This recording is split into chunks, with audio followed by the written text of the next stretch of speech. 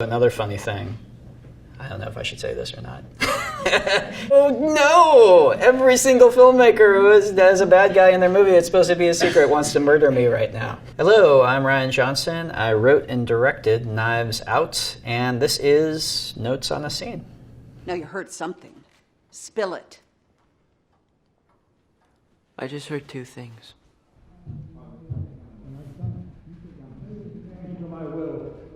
My will. And then there was more yelling. And then I heard Ransom say, I'm warning you. Ransom?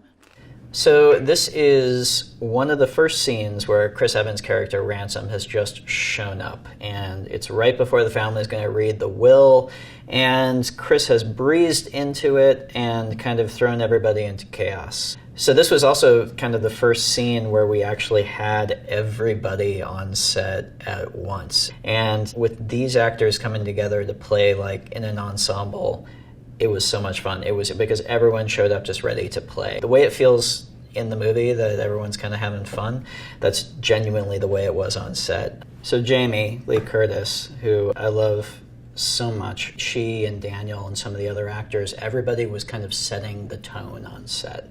The fact that when all of these people came together, I'll be honest, I had no idea it was a bunch of movie stars, most of whom all of whom I've never worked with before. I had no idea how it was going to go on set and whether it was going to be a nightmare. I had no clue. But you get good people on set like Jamie, and you show up on set and there's just this warm, inviting atmosphere, and everybody's playing with each other and everybody's having fun. Instantly, everybody just kind of gels, and actors like Jamie, besides being fantastic on screen, that's one of the great things she brings to it. Oh boy. This frame is actually a good example of one thing I tried to do a lot, which is you can see there's kind of a triangular shape to it in terms of Jamie here in the center, Michael on the left, and then Dawn on the right with Ransom in the background. But it gives the frame depth, and there's always several layers of people to look at in the scene at any given time. Also, a little shout out to the props department, and know that anytime a clock or a phone is in set, somebody has paid very close attention to the time and has asked me what time it's supposed to be in the actual scene. The will reading we said is going to be like at 10:30 or 11 or something, and so it made sense that at this moment in the story it was 10:15 in the morning. Thank you, props. Also, another funny thing, I don't know if I should say this or not. Not because it's like lascivious or something, but because it's going to screw me on the next mystery movie that I write. But forget it, I'll say it, it's very interesting. Apple, they let you use iPhones in movies, and this is very pivotal if you're ever watching a mystery movie, bad guys cannot have iPhones on camera. So, oh no! Every single filmmaker who has a bad guy in their movie it's supposed to be a secret wants to murder me right now. Let's see what Jamie's saying. Now you heard something. Spill it. Jaden Martell, who plays Jacob, first of all, he's just like insanely kind and so smart, and also such a cool kid. I've been like going to premieres and like seeing him and going to like different press things, and he always shows up and he just like looks like he stepped off the cover of a magazine. He's always wearing like the coolest stuff. I think Jaden actually wins the sweater game here with this with the pink shirt and the lines. It's just it all lines up. I just heard two things.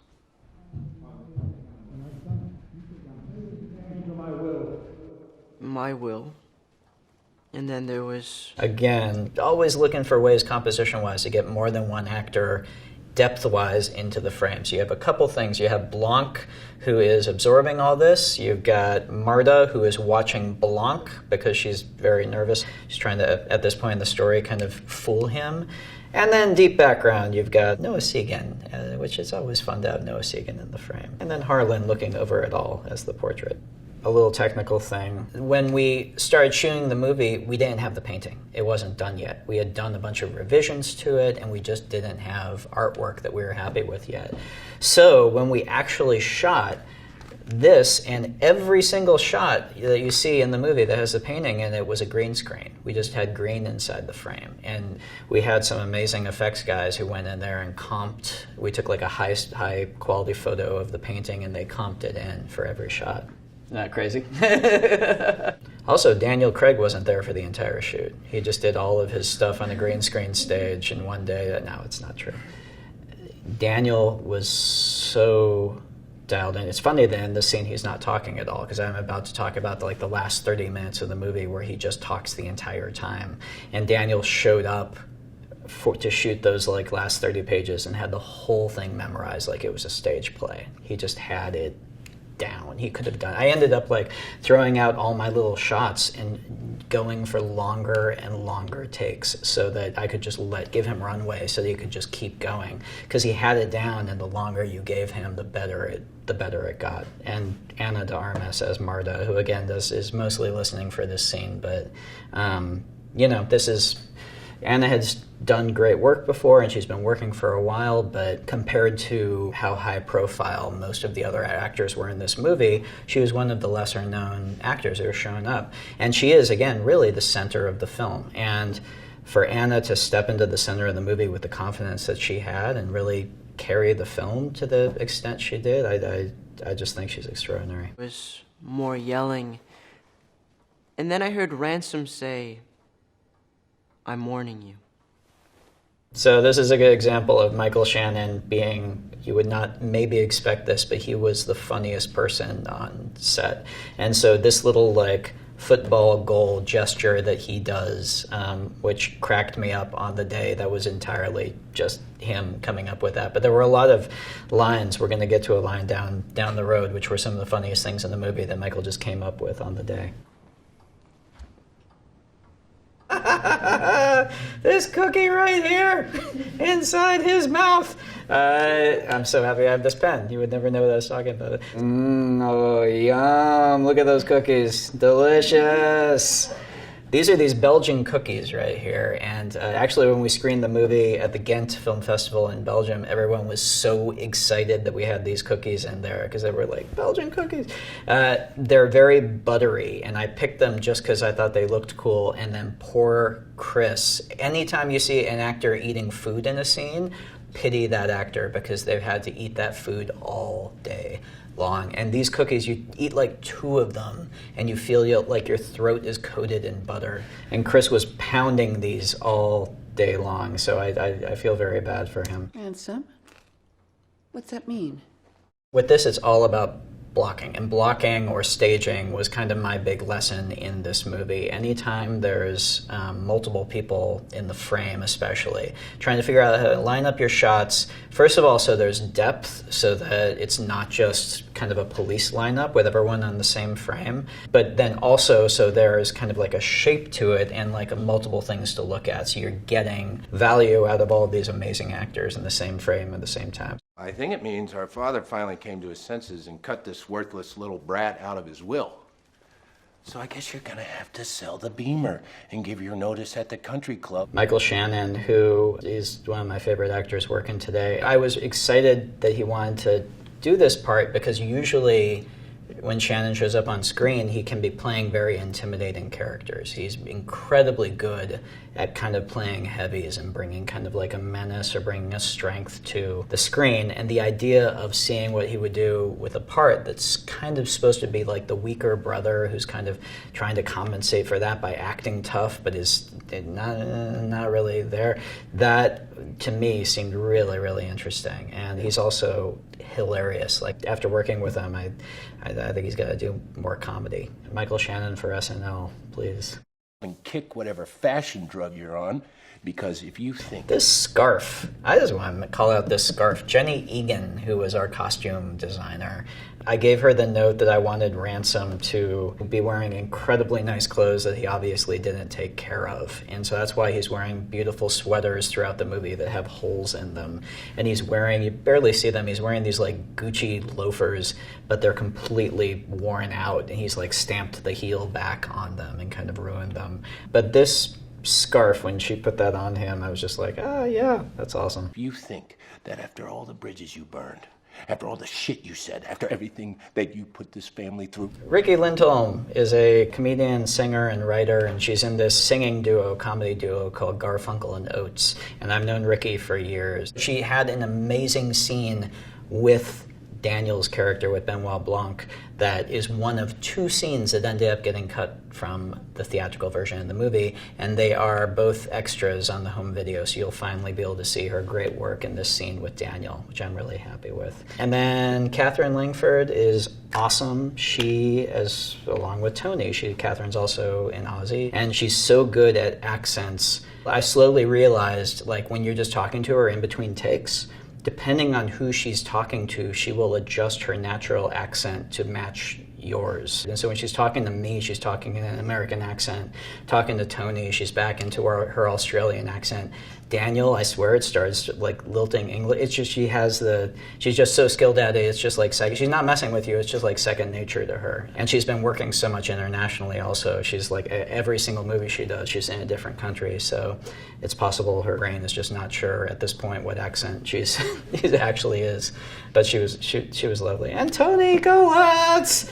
The thing that I had seen that she had done before, that she's working constantly, but obviously her amazing performance in Hereditary was so intense, and I think it was fun for her to bust out this like California lifestyle guru thing and kind of get into a bit of the, get a little bit lighter than Hereditary, just a little.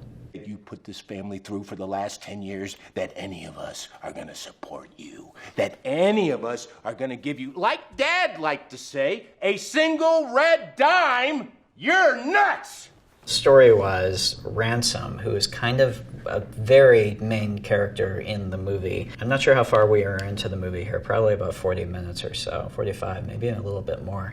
And deciding to wait until then to have him show up. One of my favorite kind of like movie statistics is that Han Solo doesn't show up in Star Wars until 45 minutes into A New Hope. And there's something about the energy of what Ransom means to the story. It's like a fresh breeze coming into the movie, just when you kind of feel like you have a handle of all the chess pieces that are on the board, to mix 2 metaphors. It kind of refreshes things in a nice little way.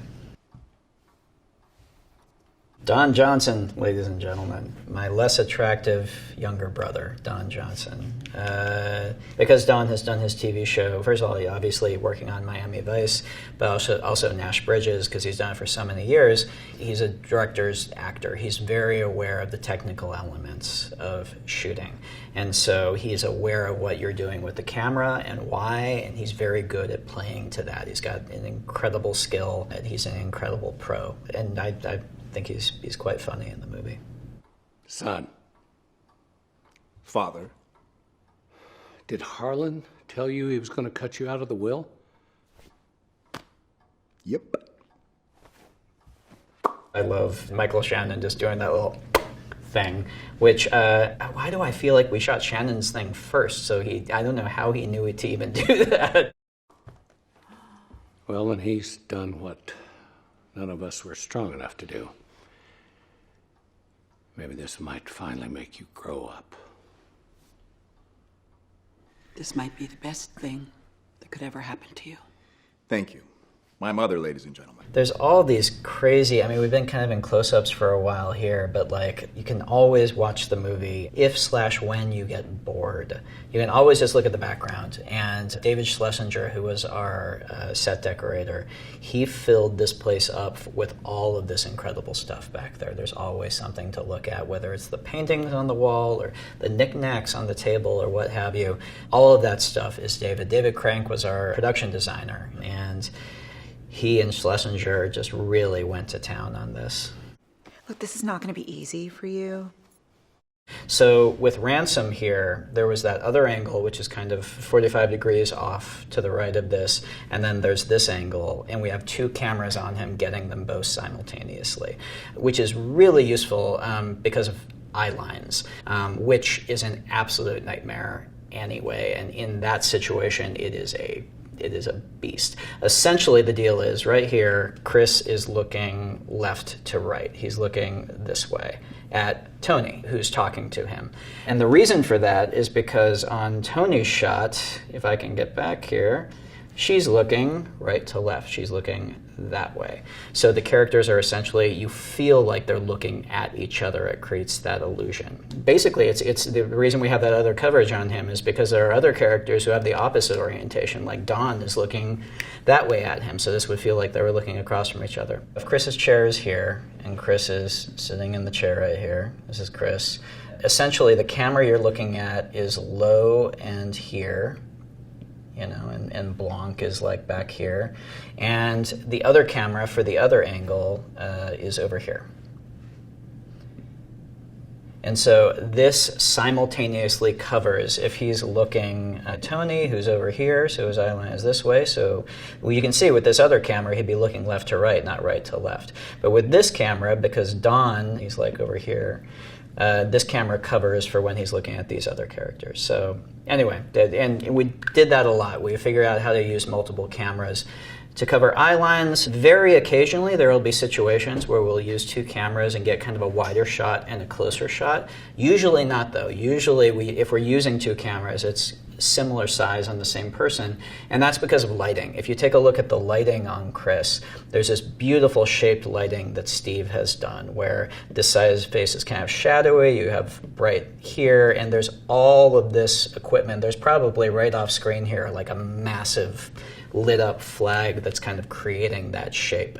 And so that's a lot of times where if somebody is in a wide shot, you just can't light their face with the same amount of detail. And so it doesn't behoove you to shoot both at once. You're going to be sacrificing one or the other. The other thing I like, again, even though this is for all intents and purposes a close-up, the fact that you still have some depth back behind him, that you have Blanc kind of lingering over one shoulder and Harlan over the other shoulder, which I quite like.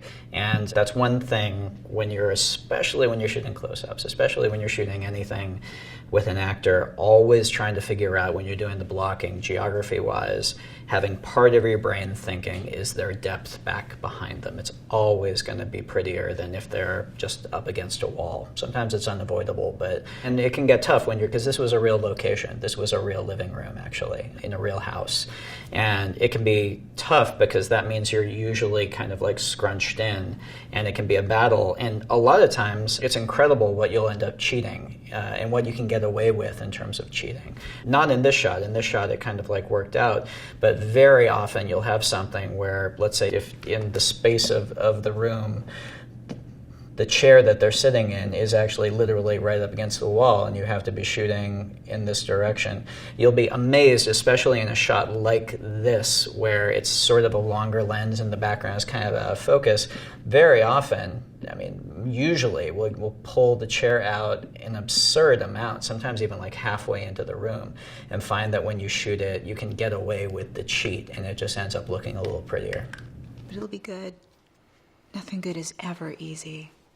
Up your ass, Joni. You've had your teeth in this family's tit for a long time. Up your ass? Oh, very nice. Matter of fact, oh God, eat shit. The original line, actually, as written in the script, it was "fuck you" instead of "eat shit," and so he was like "fuck you, fuck you, fuck you, fuck you," and it was going to be. But essentially, I changed it right before shooting because I realized that would have given us an R rating. And a big thing with this movie, for me, was remembering back to the Agatha Christie movies that I grew up watching with my family when I was, 10 to 13 years old, like in that range. Remembering how much fun those movies were, the whole family sitting down and watching them together. And I realized before shooting, you know what, I want this movie to be PG-13.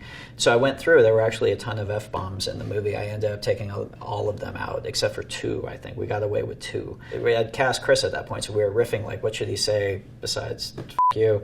And Chris is like, I think a good eat shit always works. And I'm like, okay, I trust you. How's that? One of the nice things about the house was the natural light. It was a beautiful, beautiful setting. When we first walked through, my cinematographer, Steve Yedlin, and I, we just noticed how gorgeous the light was. This is the first movie that we've shot entirely digital. We didn't shoot on film for this. Even though I love film and I wanted a filmic look, and Steve did all of this crazy color science and added grain and added gate weave and added all the stuff you need to make it look like film. One of the benefits of shooting digital was if you shoot film, you just need more light. And so generally with something like this, we would have big light fixtures outside the windows pumping in lots of light, and then we would be giving fill light inside also. With digital, one of the advantages is we could just let the natural light light the scene and match to that. And in this and in a lot of the stuff in the house, that ended up being a big advantage. Do not use that word in front of my son. Eat shit. If I Eat wasn't shit. practicing, Eat shit. I would slap that. Okay, so this is actually an example of where we break the eye line. And it doesn't really matter because he's talking to the other people. But I want to show you this so you can see if this were in a dialogue situation, it would be a problem. So in this is the eye line from when he's talking to Tony, so he's looking left to right. If he was talking to Don and then we cut to Don, you can see there would be a disconnect there because it looks like they're both looking at the same direction. It doesn't feel like they're looking at each other. That's why you pay attention to eye lines on set. Also, just for a second, just because Don is yelling, but watch Jamie's reaction. Watch what Jamie's doing. I just love it. You entitled prick! I would Don't slap talk that to your smug mother. smile. Definitely eat shit. Eat shit. You can all eat shit. This little toss of the baseball, besides giving him just a little bit of business to do, it guides us into the next scene. Anything you can do to kind of do this in terms of the action of the scene. The next scene, the baseball is going to play a big part because the dog is going to come up and want the baseball, and he throws it, and that's how he gets the clue. So using this to kind of dovetail into what's coming next. I'm not eating one iota of shit is a Mike Shannon special. That's that's another one that he just came up with. And here you can kind of see the layout of the room, and you can also see it's a big room for a room in a house. It's not a big room to stage a bunch of actors in, especially once you get the camera in there. You also have to kind of realize that getting the camera in is not just like a camera on a tripod. You usually have a dolly, and you usually have track laid for the dolly. So the camera equipment itself can take up it can feel like it's taking up half the room. So once you're dealing with real world spaces, you're a lot more hemmed in than you think. You can actually see the tiny little detail, but this is the sort of thing that when we're talking about color management and what Steve does to make it look like film. So film does this thing called halation. And if you look at the bright edge between the window, between the darkness of the window and where it's flaring out outside, you can kind of see if you look up close, there's kind of like a rainbowy sort of glow to it. And that's something you get with film. And you get it on the edge of if there's an actual lamp or a light on set, or if there's an example like this, you'll get that halation effect that you don't get on digital. And so Steve actually wrote a script. It's such a tiny detail, but he wrote a thing that created that, and he would apply that to every shot where it would make sense. It's almost like a subconscious thing you would never even look twice or think about, but it just adds to kind of the soup of stuff that we look at and we say, oh yeah, that feels filmic. I think we've covered it. That was a extensive breakdown of the eat shit scene from Knives Out. So thank you so much, Vanity Fair, and for letting me do this, and thank you guys for joining.